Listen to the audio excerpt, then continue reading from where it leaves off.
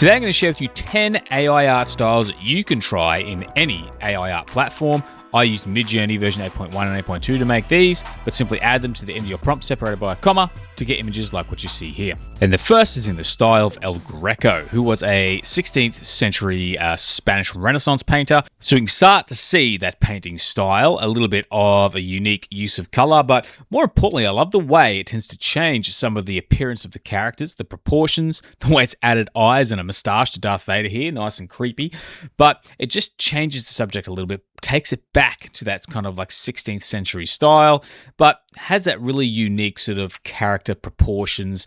I love the way that it kind of just adds a little bit of flair to the actual characters themselves, and not just the style of the painting, but the style of the painting itself still translates really well. So this I thought was a really fun style to experiment with, and a very unique artist style for something painted back in those days, but inspired by liquid melted steel. Now I watched Terminator 1 and 2 recently, and when I tried T1000, it tended to sort of go towards the T800, but when I tried inspired by liquid melted steel, what I got was more of a T1000-esque style. Not always, but even if you weren't looking for that, the metallic sort of style that it adds and the way it sort of renders some of the subjects just makes for a really cool image. And I thought this could be something really stylistic and used for a whole bunch of different purposes, but I just like the way it looked in general. And of course, I love the way it kind of melted the actual Terminator itself. So that was a nice touch, considering that I got only T800 images when I tried T1000.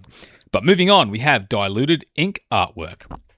So the idea behind this, again, just trying, I like to draw with ink myself, and I like the idea of the whole diluted look, and I hadn't seen it yet, at least I don't think I've tried it in my style video, so I tried it out, and quite often we do get a nice diluted look. We do get a little bit of a kind of like a watercolory, ink washy kind of look in some images.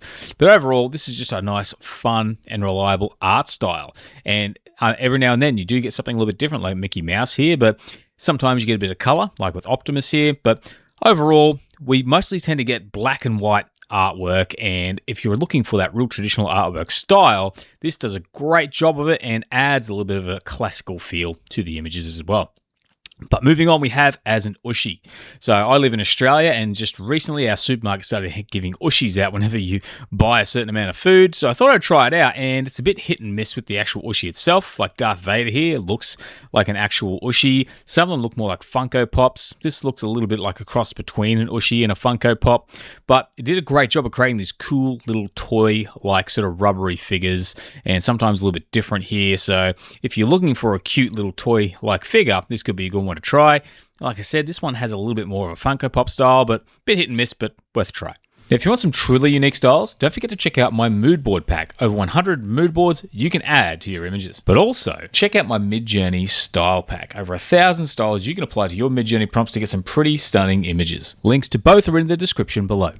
But back to the video, we have in a red, purple, blue gradient map. Now, obviously, you can swap these colors out, but the idea of applying a gradient map to these images I thought was worth trying, because what it tends to do a lot of the time is it tends to kind of like create a black and white image with that gradient overlaid. Other times, it does actually tend to do a proper gradient map effect where the light color in the image is a particular color and the dark is a particular color. So it's a little bit on and off.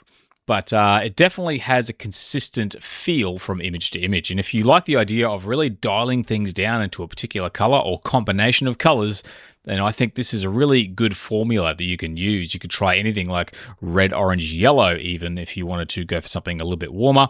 So this one, I just thought a bit more of experimental, but definitely worth a try, and I like the way that these images turned out. But next we have cover art by Micheal Whelan, and this was a really nice one to play with because Micheal Whelan, he was an illustrator, did a lot of cover art for sort of science fiction and fantasy books. And you get that old-fashioned fantasy/sci-fi style again with these images. You can see they kind of look like those old 70s or 80s books that you have lying around or you might find at the library. The illustration style is nice. The way that there's a slight faded sort of color palette to them, but nice high contrast, artistic style. I love the way the light works in this picture of Darth Maul, but overall, this one was a really good style to get something unique and get something that just adds a little bit of imagination to your images. So try it out if you like what you see here. But moving on, we have crinkled plastic bag art. Now, this was just something I wanted to try myself, and the results were, I would say, decent. It wasn't exactly what I was after, but we do get a pretty consistent, again, there's some eyes there with Darth Vader. And again, so just a consistent style, nice crinkly plastic, almost like it's been printed onto the plastic, balled up and then flattened out. I like the way it just adds something unique to the images. So this could be something to think about as well, is think about certain materials and how they are actually sort of put together or ways they're kept, and trying that with your prompt as well.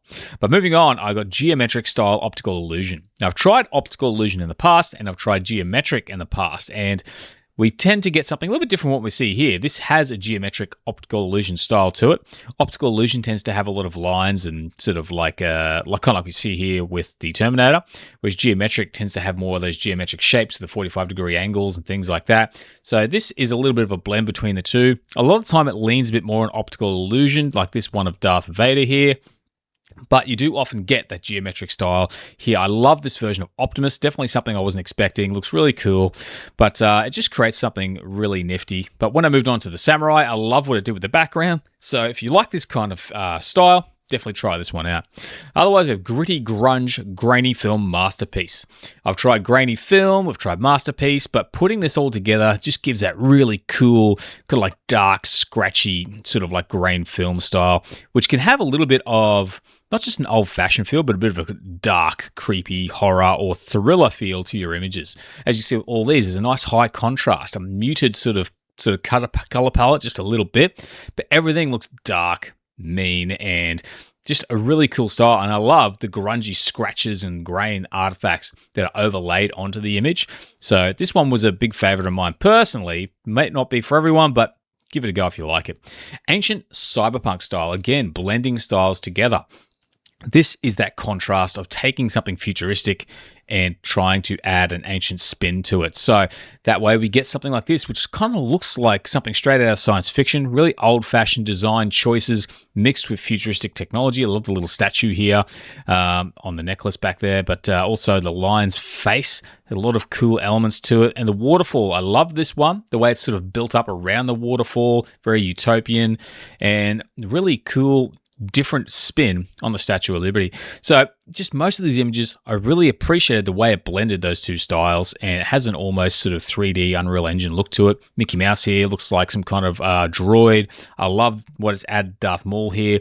You can see almost an Egyptian style sort of blending of that design choice with a lot of these images, depending on what subject you choose. So I just really thought this created some really unique sort of characters and imagery, and the way it manipulated and changed those characters was a lot of fun. But as a bonus style, I tried Cyberpunk-Renassiance to try and mix in, again, something a bit ancient with something modern. And what we get is more of a classical sort of design choice mixed in with futuristic elements. So you can see there's just the way it adds in little bits of armor and futuristic elements, but in more of a kind of like a classic sort of like there's like a classic clothing attire, neckline, for example, here, the robes on Hulk, but like the futuristic buckles that it adds as well, and the samurai, that looks more like a robot, and even Darth Vader here. We've got futuristic parts on him, but old-fashioned sort of like jacket, same here with Mickey Mouse.